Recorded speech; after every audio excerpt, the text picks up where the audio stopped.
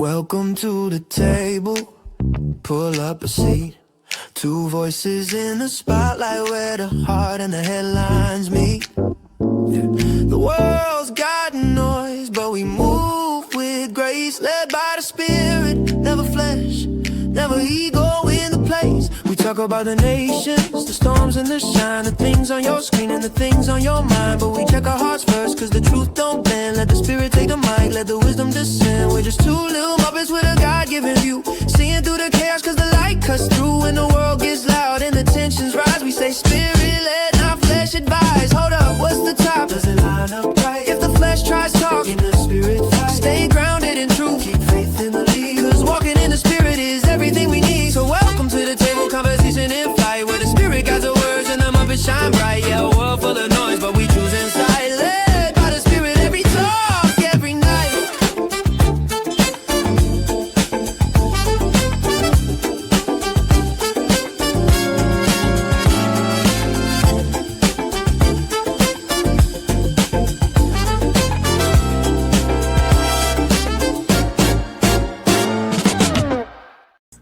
This is a video from Matt Mason. He has a YouTube channel called Line of Fire Ministries.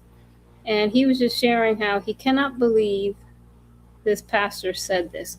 So, now, for a pastor to think this is really bad, but for a pastor to actually admit this is absolutely insane to say. When would you fire someone?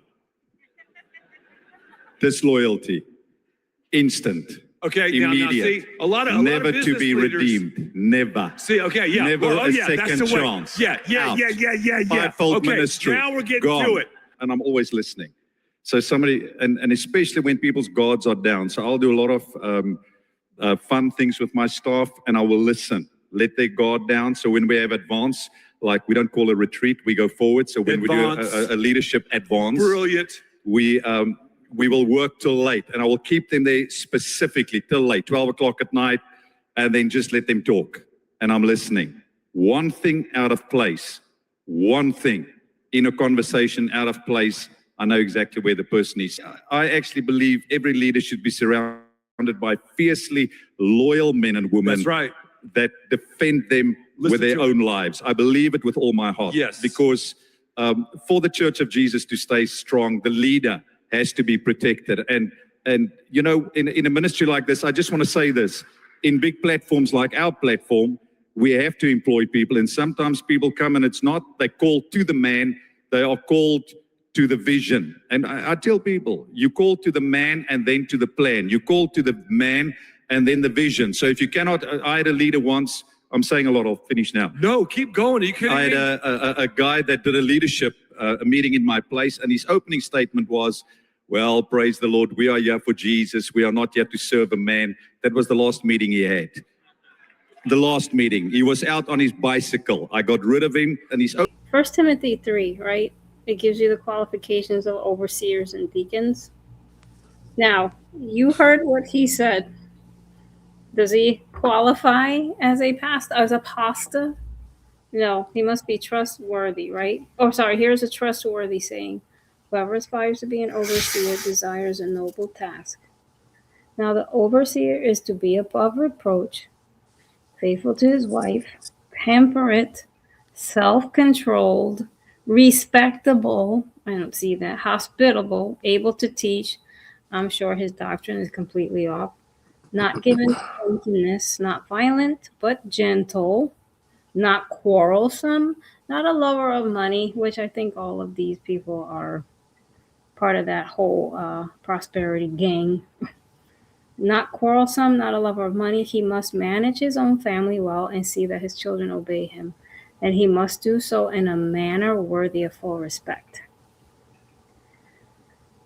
But anyway, I won't read the rest, but do you have any more thoughts about that? I mean, yeah, I guess like you read, he's not really qualified. I mean, he's not qualified. I mean, I guess that goes in a different discussion about the qualifications of a pastor. Because he was reading like Timothy. I was reading while he was reading that about how Timothy was entrusted to Paul. Mm-hmm. to, in chapter 1, tell them to fight the good fight, keeping faith and good conscience, which some have rejected and suffered shipwreck in regard to their faith. Among these are Hymenaeus and Alexander, whom I have handed over to Satan, so they will be taught not to blaspheme. And I guess it goes to the part when you go towards uh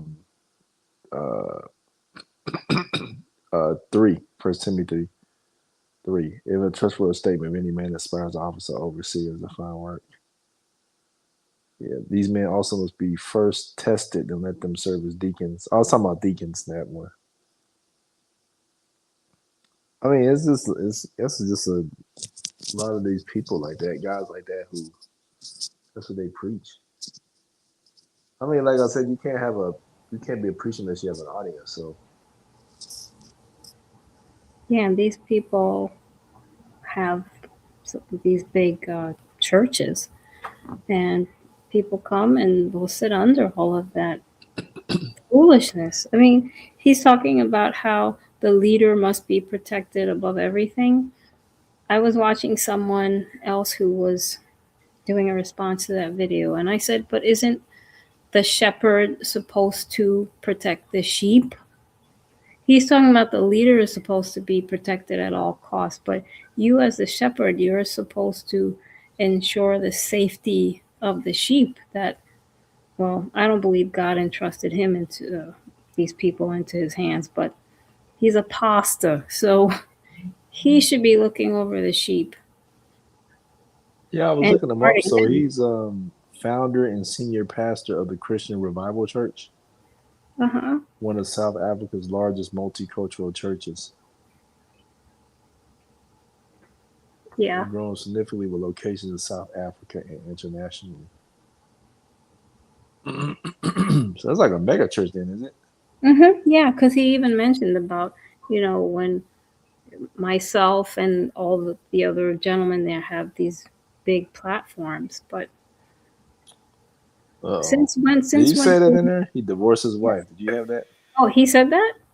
No, I read something. South African mega church pastor wait a minute, Boshoff divorces wife after more than 30 years of marriage.